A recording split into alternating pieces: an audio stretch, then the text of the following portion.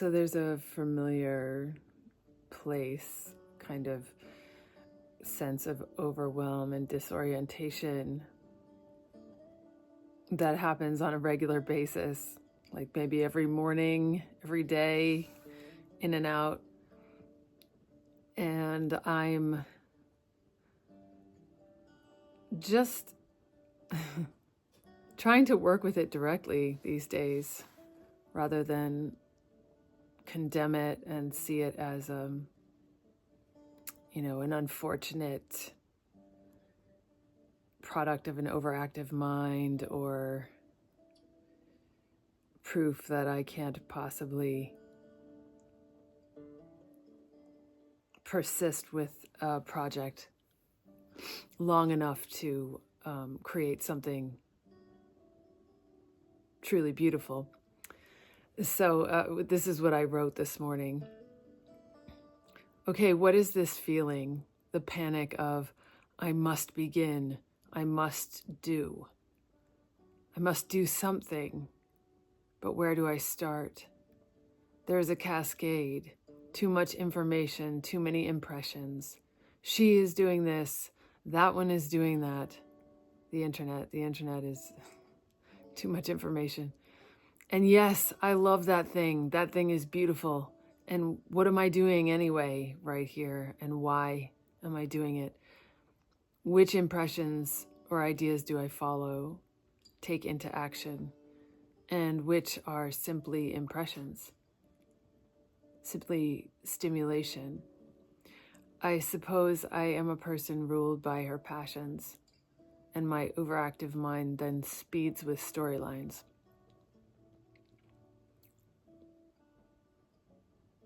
So I don't know.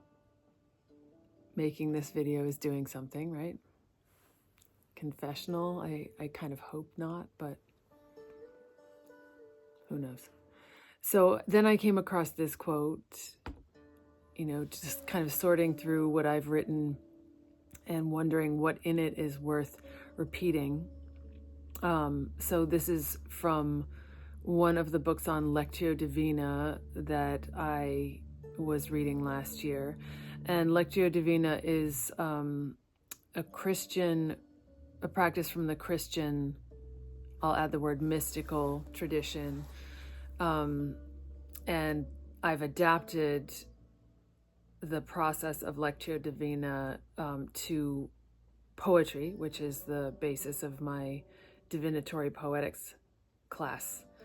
And so this practice basically involves, the idea is that you use the poetry of the scriptures, and in my class, it's the poetry, just poetry as a gateway into the imagination.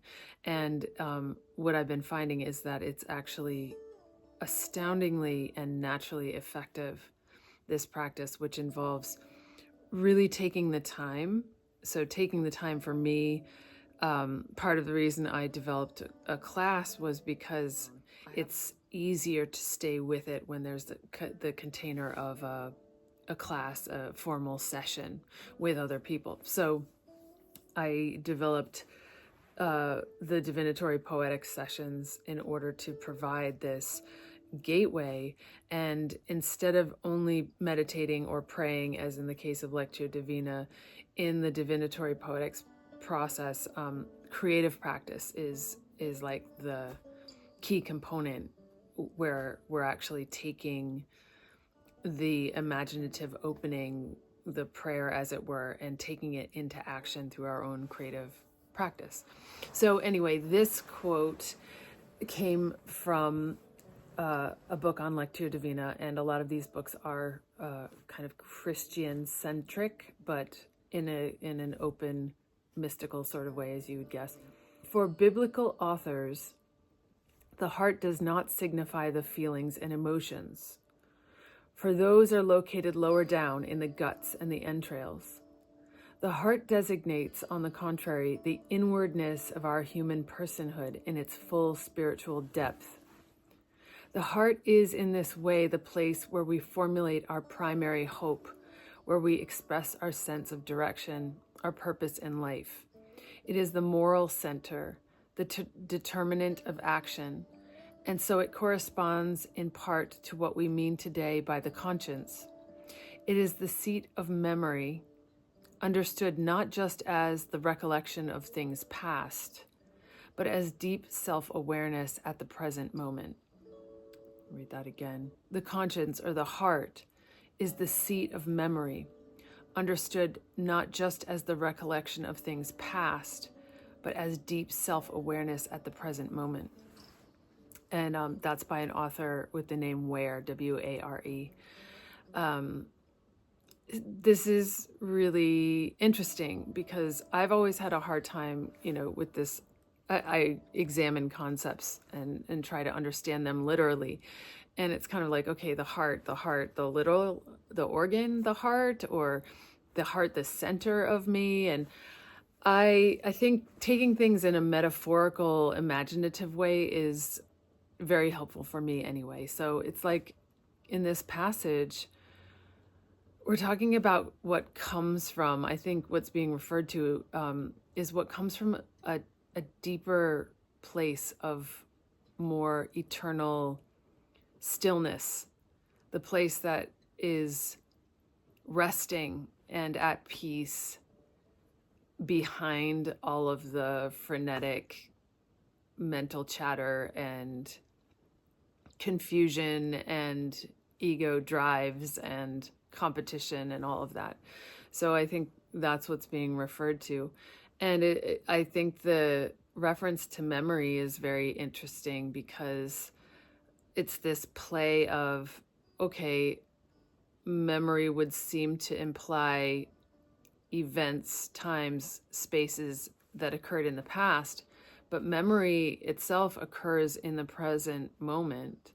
When you're recollecting something, it's occurring in the present moment, and it's flavored by the psychosomatic state that you're in the present moment, which is why the imagination is so critical in everything from psychotherapy to mystical traditions, because it's understood that it's not everything. I mean, there is such things as brain chemistry and all of that. It's all maybe a big, huge continuum, but this one kind of focal point on that continuum is the way that we imagine and create stories or films, however it happens in your mind, of what is, what was, what your perspective, with the tone of your perspective and all of that.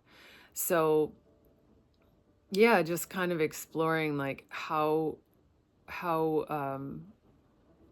this deep self-awareness of the present moment, and for me concerning this struggle of what now, it is the tension of the unknown and the kind of intensity of the creative impulse building, but not yet knowing where that's going to lead.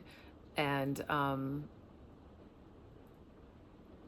that kind of seems simultaneous with a nothingness, an emptiness. It's like you have to empty out in order to allow something to come in, but emptying out is frightening because what the hell am I doing here, and who am I, and do I have anything? And that led me to, speaking of the Christian tradition, this all these things are talked about in society. Oh, we have original sin. We live in this society that's built on the Christian and Judeo-Christian traditions, and there's this kind of original sin instead of basic goodness. And it's a concept until you start to realize how maybe it's relevant to your own existence. And so for me, regarding this, it's kind of it can be this feeling of, if I'm feeling lonely, if I'm feeling scared, if I'm feeling lost, if I'm feeling uncertain, it's because I've done something wrong. I've gotten kicked out of the Garden of Eden, right? I'm kicked out. And it's really deep and kind of omnipresent, this assumption that if I'm feeling something difficult, or if I'm uncertain and don't know how to be productive or what I'm doing to be productive, then it's because I've been exiled.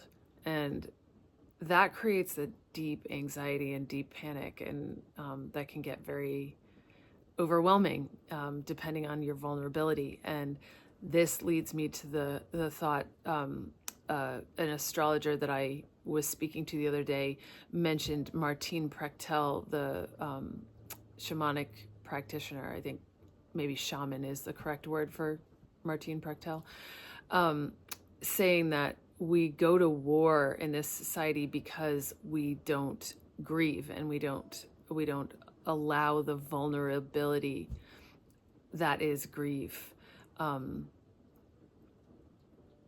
into our personal lives, into our personal experience. We don't allow ourselves to grieve.